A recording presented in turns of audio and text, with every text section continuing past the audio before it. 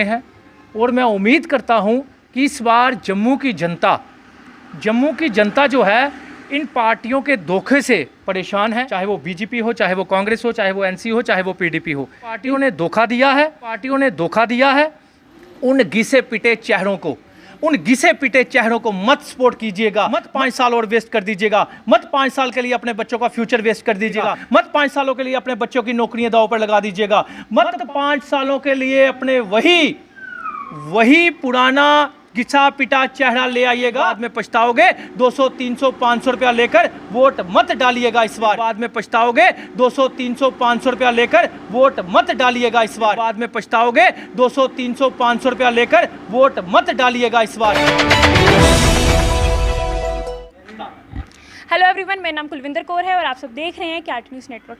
इससे पहले मैंने काफ़ी जो कैंडिडेट्स हैं उनसे बातचीत की, लेकिन इंडिपेंडेंट कैंडिडेट्स से कभी बात नहीं की, तो इनसे बात कर लेते हैं। ये इनका नाम अमित कपूर है, ये पेरेंट एसोसिएशन से हैं। तो सर, आप इलेक्शन जो आ रहे हैं उसमें आप इंडिपेंडेंट क्यों खड़े हो रहे हैं? कोई पार्टी से क्यों नहीं आपने एसोसिएशन की है?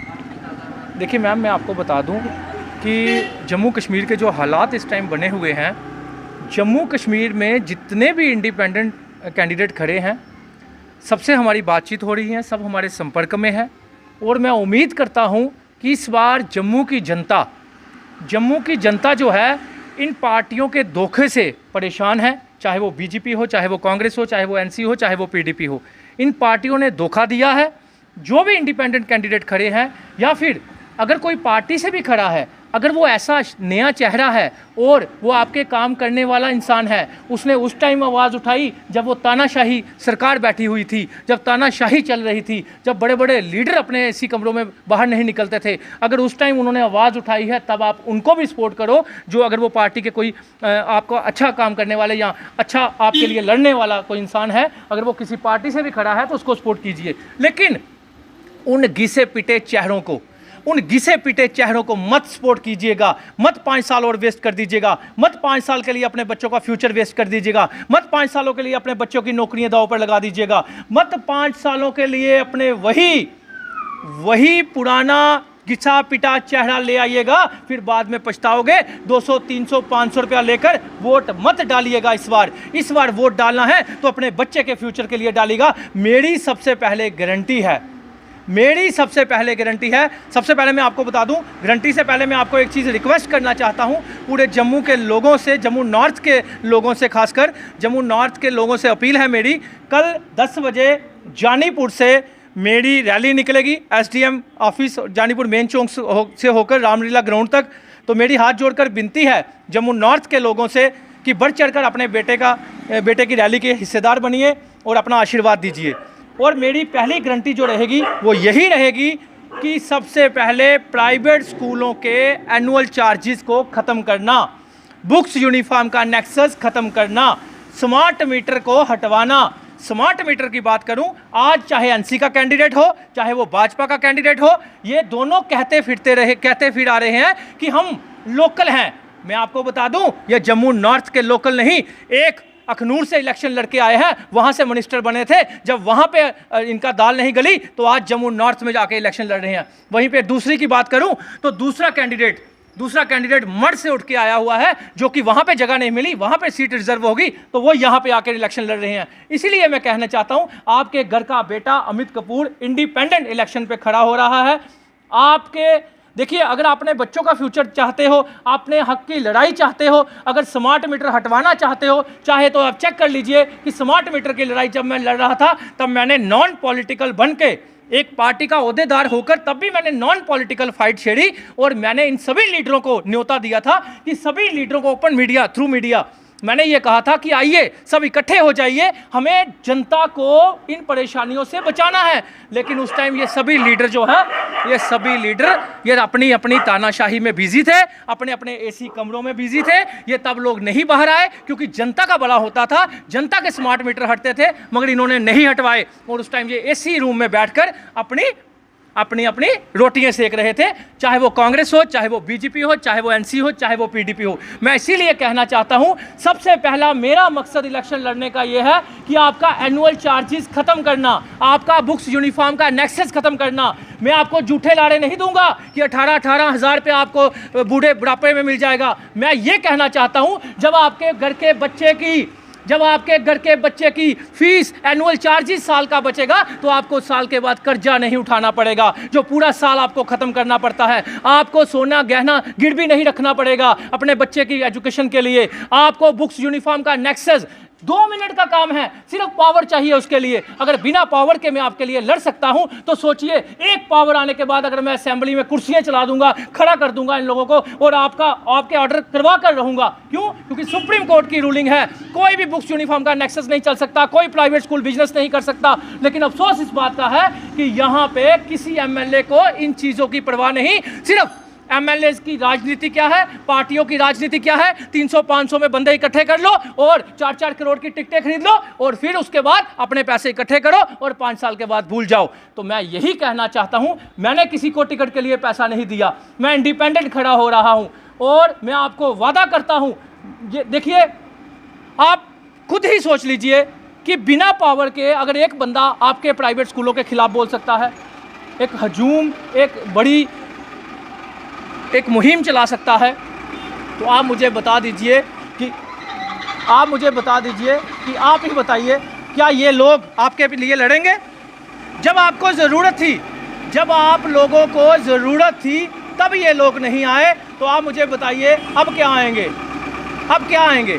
तो मेरा मानना यही है कि अगर आप लोग मेरा साथ देंगे तो आप लोगों को ये सब करना पड़ेगा। अगर अपने बुढ़ापे पेंशन स्टार्ट करवाना चाहते हो, वही आटा चावल पुराना जो मिलता था 15-15, 20-20 किलो, वही लेना चाहते हो, अगर आप वही सब करना चाहते हो तो तब जाकर कुछ हो सकता है, वरना कुछ नहीं होगा। वही घिसे पिटे चेहरे, वही घिसे पिटे लीडर, वही आ जाकर आप लोगों को लाड़े लप्पे लगाएंगे, आप लोगों को बेवकूफ़ बनाएंगे और आप लोगों को घर के बाहर खड़ा करेंगे।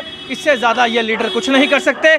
और दूसरी बार फिर नया लीडर आएगा, नई टिकटें खरीदेगा, नए पार्टियों में आएगा और आपके लाड़े लप्पे आप लोगों को बेवकूफ़ बनाते रहेंगे। इसलिए इस बार वोट जो है अपने कॉरपोरेटर के लिए मत डालिएगा, अपने सरपंचों के लिए मत डालिएगा, अपने लीडरों के लिए मत डालिएगा। इस बार वोट डालना है तो अपने बच्चे के फ्यूचर के लिए डालना है और अपने बुजुर्गों की हेल्थ के लिए डालना है। इससे ज़्यादा मत सोचिएगा। जी सर, बाकी कैंडिडेट स्टेटहुड की बात कर रहे हैं, ड्रग्स की बात कर रहे हैं, आपने क्यों नहीं इस बारे में मुझे एक चीज़ बता दीजिए, स्टेटहुड जब सुप्रीम कोर्ट ने इलेक्शन के लिए बोला, इलेक्शन होगी। जब सुप्रीम कोर्ट ने बोल दिया, सुप्रीम कोर्ट से बड़ा मुझे बताइए कौन है? अगर मैं सियासत खेलता तो मैं स्टेटहुड चाहिए। ओ भाई साहब, सुप्रीम कोर्ट ने बोला है स्टेटहुड मिलनी है, पार्टी कितनी देर रोक पाएगी? आप मुझे बताइए, पार्टी रोक सकती है सुप्रीम कोर्ट के किसी भी कानून को, किसी भी रूल्स हमारे कॉन्स्टिट्यूशन को क्या पार्टी धिक्कार सकती है? जब सुप्रीम कोर्ट ने बोल दिया हमें स्टेटहुड मिलनी है तो हम लोगों को क्यों बेवकूफ़ बनाए? स्टेटहुड तो हमें मिलनी है। जो असल मायने में डेली नीड की ज़रूरतें हैं लोगों की, वो ज़रूरतें क्या हैं? उनके बच्चों को एजुकेशन, क्वालिटी एजुकेशन मिले, ना कि बड़ी बड़ी बिल्डिंगें, कहीं अपने खास दोस्तों के NGO में पैसा लगाकर डबल ट्रिपल बिल्डिंग बनवा देना। मेरा मानना यह है कि अगर गवर्नमेंट स्कूल किसी एक एमएलए ने भी अच्छा बनाया होता, अगर दिल्ली मॉडल जैसा एक स्कूल भी गवर्नमेंट अच्छा बनाया होता, तो यकीन मानिए मैं उस एमएलए की तारीफ़ करता। लेकिन यहाँ पे एक एमएलए ने किसी एक स्कूल में भी गवर्नमेंट में पैसा नहीं लगाया। जितना फंड्स आता है सब बेकार होता है। अगर आप मुझे बताइए, अगर ट्रिपल स्टोरी प्राइवेट स्कूल की बिल्डिंग बन सकती है तो गवर्नमेंट से अमीर कौन है? जब गवर्नमेंट का इतना फंड्स आता है, आज तक गवर्नमेंट स्कूलों की जो पोजीशन है वो चेंज क्यों नहीं हुई? अगर वहाँ पे टीचर वेल क्वालिफाइड हैं, अगर वहाँ पे बिल्डिंग इंफ्रास्ट्रक्चर अच्छा हो जाए तो यकीन मानिए कोई भी प्राइवेट स्कूल में बच्चा नहीं भेजेगा और आपके पैसे खुद बचेंगे। लेकिन हमारे गवर्नमेंट स्कूलों को ख़त्म करने के लिए सरकारों का हाथ है, चाहे लीडरों का हाथ है, चाहे वो कांग्रेस हो, चाहे वो बीजेपी हो, चाहे वो एनसी हो, चाहे वो पीडीपी हो। ये लोग वो कश्मीर की सियासत चलते हैं और हम लोग जम्मू की सियासत चलते हैं। हम लोग जो हैं कश्मीर की पार्टियों को जम्मू में वोट देते हैं, लेकिन हमारी जम्मू की पार्टियों को कश्मीर में वोट कभी नहीं मिलता। लेकिन अफसोस हमारे जम्मू के लोग जो हैं, चंद लोग जो हैं, वो कश्मीर पार्टियों के पीछे भाग रहे हैं। वो ये नहीं सोचते कि हम इंडिपेंडेंट लोगों को देखें, जो हमारी आवाज़ उठाने वाले लोग हैं, चाहे वो आरएसपुरा से खड़ा हो, चाहे वो जम्मू नॉर्थ से खड़ा हो, चाहे वो कहीं से भी खड़ा हो। हमारे चंद्रमोहन शर्मा जी न्यू प्लाट से खड़े हैं, वो भी इंडिपेंडेंट खड़े हैं, उनको भी पार्टी ने धोखा दिया। जब ऐसे लोगों को आप लोग जिताओगे, ऐसे लोग आगे लाओगे, ऐसे चेहरे लाओगे, तब जाकर आपकी असेंबली में आवाज उठेगी। वरना वही घिसे पिटे चेहरे जो मंत्री रहकर कुछ नहीं कर सके, सिर्फ अपने फार्म हाउस बनाए, सिर्फ लोगों की जमीनें गेड़ी, ऐसे ऐसे लोगों को टिकटें दी गई हैं जम्मू कश्मीर में। तो मैं ये पूछना चाहता हूं, जम्मू कश्मीर में अगर ऐसे ही चेहरे दोहराए जाने हैं, अगर ऐसे ही लोगों को टिकटें दी जानी है, तो मुझे बताइए जनता कहां जाएगी? जनता कहां जाएगी? हम भी करते, हम भी किसी से टिकट ले लेते, लेकिन बात वो है कि बात यह है कि अगर आप इंडिपेंडेंट, आज़ादी, हमारा कॉन्स्टिट्यूशन हमारा ये कहता है, अगर आप जनता की आवाज़ उठा सकते हो, उनके बच्चों की आवाज़ उठा सकते हो, उनके बुजुर्गों की आवाज़ उठा सकते हो, तो क्यों यही घिसे पिटे चेहरे 25-25 साल ये वही लीडर मिनिस्टर बन के, जब ये तब कुछ नहीं कर सके, आज हालत इनकी वो है, बेड पे रेस्ट करने की हालत है। आज ये हमारे लोगों को बेवकूफ़ बनाने दूसरी कॉन्स्टिट्यूंसियों में आएंगे। अब जनता बेवकूफ़ नहीं बनेगी। अगर हमारे साथ 100, 200, 500 लोग हो गए, लेकिन वो लोग पैसे के बिना आएंगे। आप लोगों की तरह 4-4, 500 रुपये लेकर 2-2 हज़ार रैलियाँ निकालने वाले लोग नहीं होंगे। ये मेरा प्रॉमिस है आपसे। इस बार जम्मू नॉर्थ में ही नहीं, पूरे जम्मू में इंडिपेंडेंट लोग जो हैं वो यहाँ पे जीतेंगे, और इंडिपेंडेंट लोग सभी मेरे संपर्क में हैं। मैं बहुत जल्द 13 तारीख के बाद इंडिपेंडेंट सभी अपने जितने भी मेरे भाई खड़े हैं, सबको मिलकर हम एक प्रेस कॉन्फ्रेंस करेंगे और पूरे जम्मू से अपील करेंगे कि इंडिपेंडेंट जो जितने भी कैंडिडेट हैं उनको जिताया जाए। तो बाकी लोग ड्रग्स के बारे में बात करें, आपने क्यों नहीं बात? देखिए, ड्रग्स के लिए मेरी बात सुनिए। ड्रग्स कौन फैला रहा है? मुझे आप बताइए, ड्रग्स कैसे फैल रहा है? पंजाब की हालत देखी। पंजाब में सरकार ने, जो पुरानी सरकारें किसकी थी? पुरानी सरकारें कांग्रेस की थी। कैसे ड्रग्स फैला वहां पे? इसी तरह जम्मू में भी बिना सरकार के ड्रग्स नहीं फैल सकता। आज हमारे डीजीपी साहब ने इतना कसाब किया है, इतनी कस के रखी हुई है कमर, कोई शक नहीं, क्योंकि डीजीपी साहब ईमानदार हैं, उन्होंने ड्रग्स के ऊपर नकेल कसी है। लेकिन अफसोस इस बात का है कि यहाँ सरकारें जब ड्रग्स बेचना स्टार्ट हो जाए, जब हमारे लीडर ड्रग्स बेचना स्टार्ट हो जाए, तो मुझे बताइए कौन हमारे बच्चे को, फ्यूचर को देखेगा? आज कल किसी का बच्चा खराब हुआ है, परसों हमारा बच्चा भी खराब हो सकता है। तो ड्रग्स के ऊपर मेरा प्रॉमिस है आपसे कि ड्रग्स के ऊपर मैं ये नहीं कहूँगा कि ड्रग्स वो चीज़ है, जब तक हम हटवाएंगे नहीं, जब तक हम अपना पुलिस का साथ नहीं देंगे, जब तक हम पुलिस वालों को मैसेज नहीं देंगे। अगर आपका कोई नेबर ड्रग्स बेचता है, आपका बच्चा, कल को आपका किसी का बच्चा खराब हो रहा है, आप तमाशा देख रहे हो, तो कल को आपका बच्चा, मेरा बच्चा भी हो सकता है। इसलिए ड्रग्स के ऊपर हमें आवाज़ भी उठानी होगी, और ड्रग्स के ऊपर एक साथ खड़ा होकर ड्रग्स को हटाना होगा। नहीं तो उड़ता पंजाब और उड़ता जम्मू कश्मीर बन जाएगा। आए दिन एक डेड बॉडी मिलती है, कई बार मीडिया में ओम शांति लिखना पड़ता है, ओम शांति का मैसेज आता है, ओम शांति लिखिए, लेकिन कभी किसी ने यह सोचा कि रोज डेड बॉडी आ कहां से रही है? आए दिन रिंग रोड पे लोग मारे जा रहे हैं, आए दिन लूटपाट हो रही है, आए दिन चैन स्नैचर आ रहे हैं। मैं मानता हूं पुलिस अपना काम कर रही है और पकड़ भी रही है, लेकिन बात यह है कि 370 तोड़ने के बाद मेरे जम्मू के डोगरों को मिला क्या? अगर आपने 371 दे दी होती तो मैं ये सोचता मेरे डोगरों के बच्चों की नौकरियां सेव कर ली, हमारे डोगरों की ज़मीनें सेव कर ली। बाहरी राज्य के आकर लोग यहाँ पे आकर इलेक्शनें भी लड़ते हैं, और सबसे बड़ी बात, ज़मीनें भी खरीदते हैं और हमारी नौकरियां भी खा रहे हैं, जो मैं नहीं होने दूंगा। एक वोट की पावर मुझे दे दीजिए। अगर बिना पावर के आपके लिए लड़ सकता हूं तो सोचिए क्या नहीं कर सकता। आज तक मैंने थप्पड़ तक नहीं किसी को मारा, एक थप्पड़ मारने की एप्लीकेशन मेरे तक नहीं, लेकिन जब से मैं इस समाज के लिए लड़ने आया हूं, 3-3, 4-4 FIR प्रोटेस्ट की हो गई है मेरे ऊपर। कितना कुछ सहन सहा है मैंने, किन लोगों के लिए? आप लोगों के लिए। सोचिए कि जब जिस बंदे के खिलाफ एक एप्लीकेशन तक नहीं, उसके खिलाफ 4-4 FIR लगाए, दबाने की कोशिश की जाए, तब भी वो इंसान डरा नहीं जनता के लिए।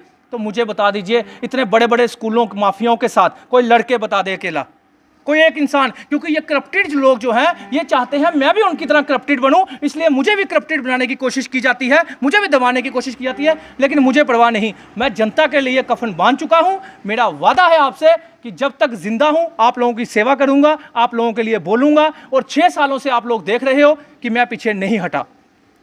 धन्यवाद, बहुत बहुत शुक्रिया हमसे बात करने के लिए। Thank you. सो ये थे अमित कपूर। ऐसी अपडेट्स के लिए, हंसी मजाक के लिए, इंटरव्यूज़ के लिए आप मेरे साथ बने रहिए। नमस्कार।